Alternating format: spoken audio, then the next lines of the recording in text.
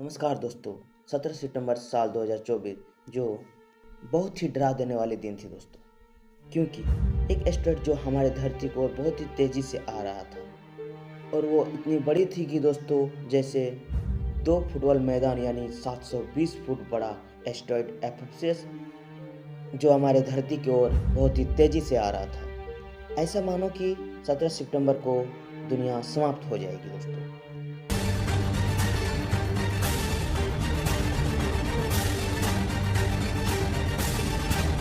लेकिन दोस्तों ऐसा हुआ नहीं और वो धरती से लाखों किलोमीटर दूर से निकल गई दोस्तों। अगर दोस्तों हमारे धरती में टकरा जाता तो पूरी दुनिया समाप्त हो जाती। हाँ दोस्तों, अगर हमारे धरती की ओर एस्टेरॉयड आके टकरा जाता है तो इतनी बड़ी तबाही होती कि मानो इतिहास में कभी ना देखी गई हो।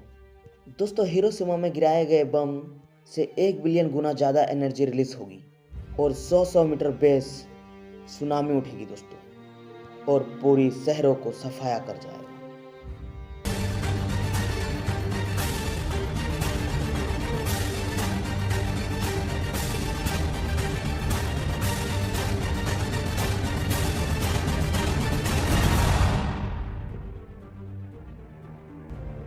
लेकिन इतना ही नहीं, 12 जुलाई साल 2038 में एक ऐसी एस्टेरॉयड है जो धरती की ओर पूरी तेजी से आ रहा है।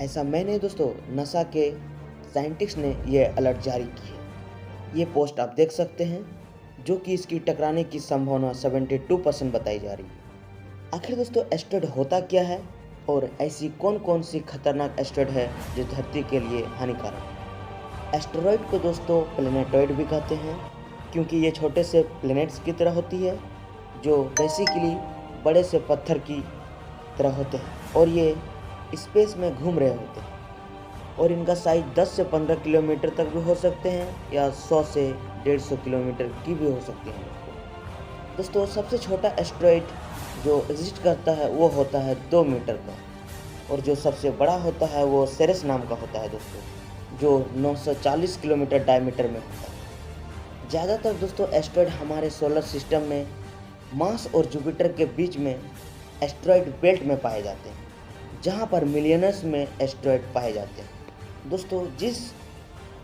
एस्टेरॉयड बेल्ट की ड्राइंग की जाती है हमारी टेक्स्ट बुक में वो कुछ इस तरह से की जाती है दोस्तों। और दोस्तों आपको इसे देख के लगता होगा कि एस्टेरॉयड एक दूसरे के बहुत ही नज़दीक में है जो कि सारे मूव कर रहे होते हैं, लेकिन ऐसा नहीं है दोस्तों। अगर इसका डिस्टेंस किन्हीं 2 एस्टेरॉयड के बीच में निकाली जाए तो 1 मिलियन किलोमीटर से भी ज़्यादा दूरी होगी दोस्तों। अब होता क्या है दोस्तों, कई बार एस्टेरॉयड इस बेल्ट से दूर निकल जाता है और हमारे धरती के करीब आने लगती है दोस्तों। ऐसे केस में हम इन्हें न्यूज़ कहते हैं। अब दोस्तों न्यूज़ केवल एक एस्टेरॉयड ही नहीं, कॉमेट्स भी हो सकते हैं, मेटेओर भी हो सकते हैं, मेट्रॉइड्स भी हो सकते हैं या मेट्रॉइड्स भी हो सकते हैं। अब पूछोगे दोस्तों कि इनमें फ़र्क क्या है।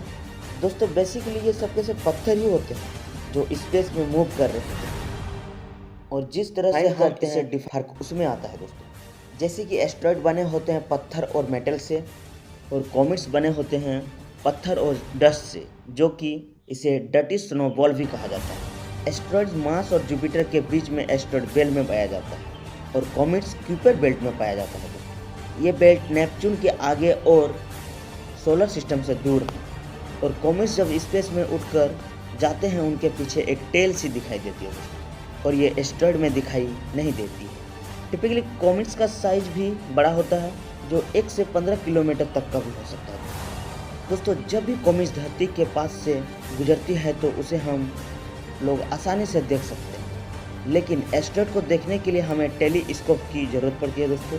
मोस्ट केस में दोस्तों हमारे एक खतरे के मामले में कॉमेट्स कहीं ज़्यादा खतरनाक है एस्टेरॉयड से, क्योंकि पहली चीज़ कॉमेट की स्पीड दोगुनी होती है और दूसरी चीज़ वार्निंग टाइम्स भी कम होता है। ना जाने दोस्तों कौन कौन सा कॉमेट अचानक से धरती की ओर आ जाए तो हमें ज़्यादा टाइम पहले पता नहीं चलेगा।